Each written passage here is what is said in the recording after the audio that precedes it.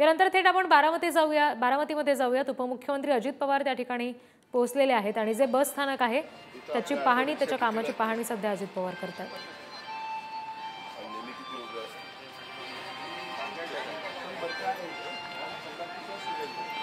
सध्या बारामतीतली ही दृश्य आपण बघतोय। उपमुख्यमंत्री अजित पवार तिथे दाखल झालेत।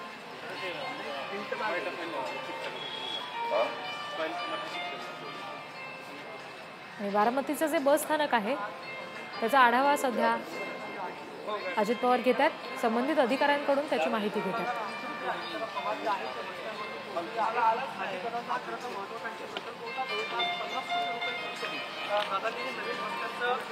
काम जे आहे पूर्ण केलेलं आहे। एकाच वेळेस उभे राहू शकतील अशा पद्धतीचे बांधकाम करण्यात आलेलं आहे। अत्याधुनिक सुविधा ज्या आहेत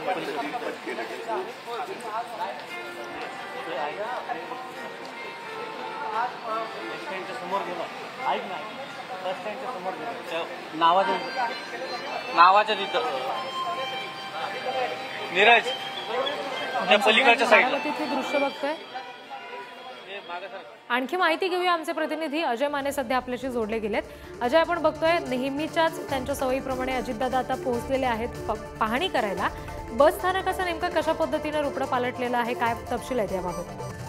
प्रज्ञा, जसं तू म्हटली एकंदरीत त्या सगळ्याच बस स्थानकाचं रूपडं जे ते बदलून असं वाटतंय की विमानतळावर आल्यासारखा एक एक्सपिरियन्स जो आहे तो ह्या आता प्रवाशांना भेटेल। बारामतीतून जे प्रवास करतील त्यांना असं एकंदरीत संपूर्णतः रूपडं जे ते बस स्थानकाचं बदललेलं। जसं सगळ्यात महत्वाचं म्हणजे जसं तू म्हटली की ज्या वेळी दादांचे काही कार्यक्रम असतील त्यावेळी दादा नियोजित दौऱ्याप्रमाणे पहाटे जे ते सगळ्या गोष्टी कामकाजाला सुरुवात करतात आणि त्याच कामकाजाच्या अनुषंगाने आज पहाटे जे ते अजित पवार जे ते ह्या ठिकाणी म्हणजे बारामती बस स्थानकावर जे ते दाखल झाले।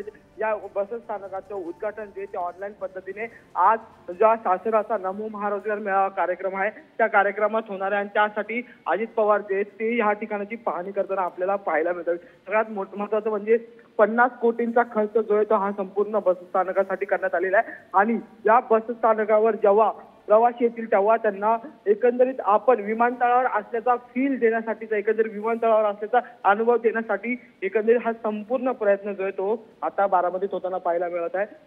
मोठ्या एका अशा भव्य असं हे संपूर्णतः बस स्थानक जे ते बांधण्यात आलेलं आहे। एका वेळी 70 ते 80 बसेस या बस स्थानकात उभे राहतील अशा प्रकारची व्यवस्था जी आहे ती करण्यात आलेली आहे। तसेच प्रवाशांना बसण्याची आसन व्यवस्था असेल, त्याचबरोबर वेळोवेळी प्रवाशांची जी नाराजगी असते की बस स्थानकावर कॅन्टीन जे असते ते योग्यरित्या नसतं आणि त्या कॅन्टीनसाठी सुद्धा वेगळी अशी सोयीस्कर जागा जी ती ह्या ठिकाणी उपस्थित करण्यात आलेली आहे।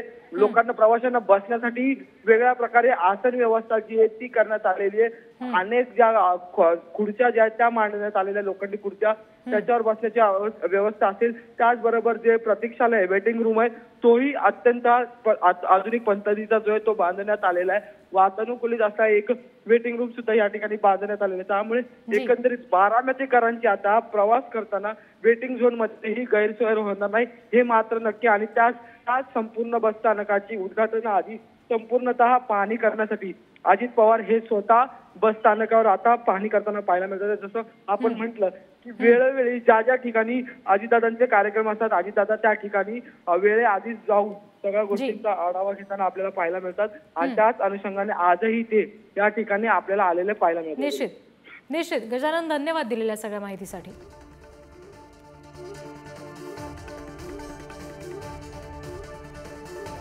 बारामतीमधली ही दृश्य आपण बघतोय। अजित पवार सध्या बारामतीच्या या बस स्थानकाचं जे काही रूपडं पालटलेलं आहे, नवीन तिथे सुविधा उपलब्ध केलेल्या आहेत त्याची पाहणी करतात।